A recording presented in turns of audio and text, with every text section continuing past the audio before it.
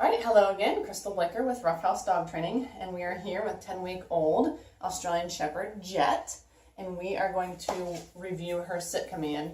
She does know this fairly well, so we're just going to start to review with her and see how she's doing. All right. Jett. Yes. Good girl. Good. Okay.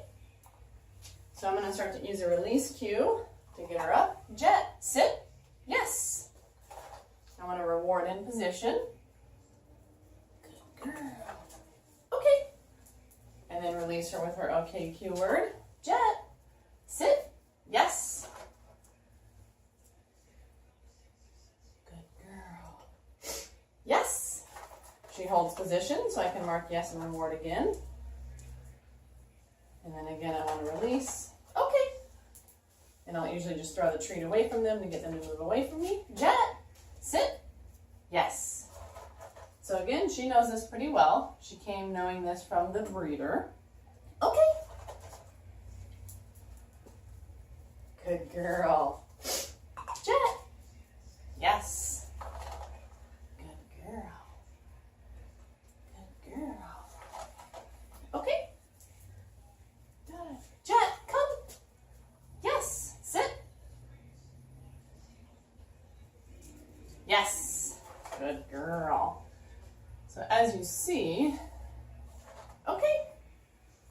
Now, I'm starting to add a recall. Jett, come. Yes. Good girl.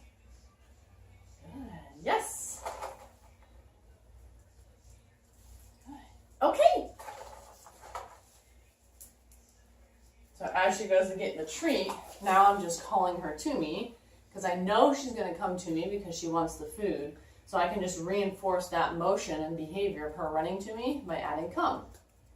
You will start to hear me use an intermediate bridge sound to gain speed and motivation to want to run to me quicker when I'm teaching recall. I will also do this with stay as well, and then sending to place to communicate to the dog they're doing something right the whole time they're doing it.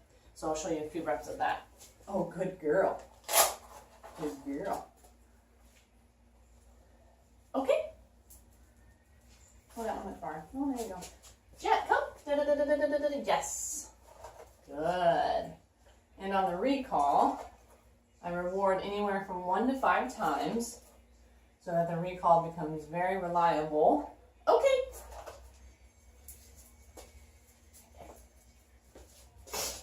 Right here. There you go. Jett, come.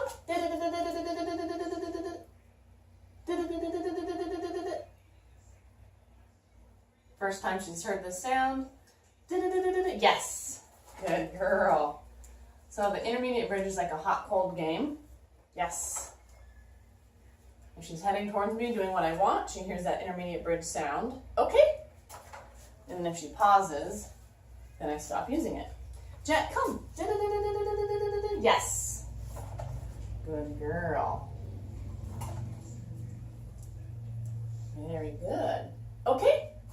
And again, I always try to say the release cue and then reach for the treat in my treat pouch, not at the same time, so she's really learning that release cue word.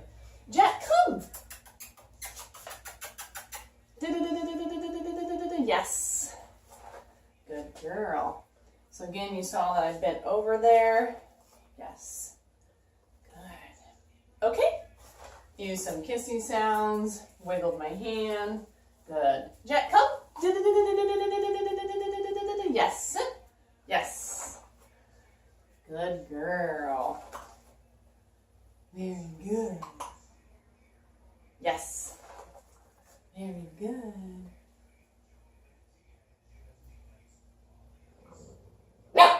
Yes. So there, I was waiting for her to give me some eye contact. Okay.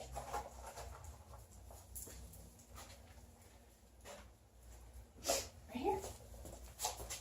Good. So I know that was a lot at once, but again, starting to just review her sit command. As I mentioned, the breeders did teach her that while she was living with them, so she knew that pretty well. As I was tossing the treat away for her to release out of that position, I started to call her to me because I knew she was coming to me. And then I occasionally started to mark yes when she made the eye contact, yes, and feed her again if she held the sit position.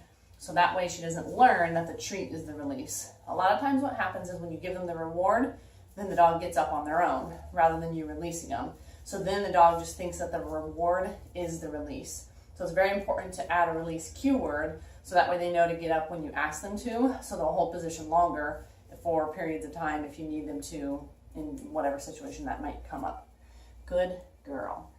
So keeping your session short, especially with a dog like this, you can end on some play. Oh, yeah.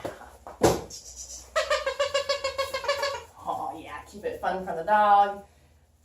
Help encourage some toy motivation as well as food motivation. Oh, yeah.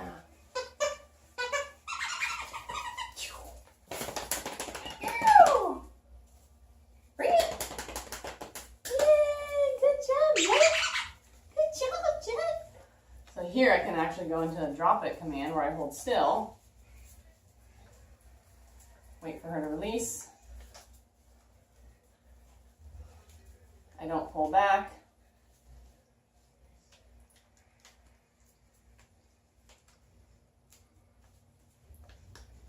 Yes! Good girl. She's going to get a big reward for this one. A tasty one. Oh, that's good, isn't it? Yeah.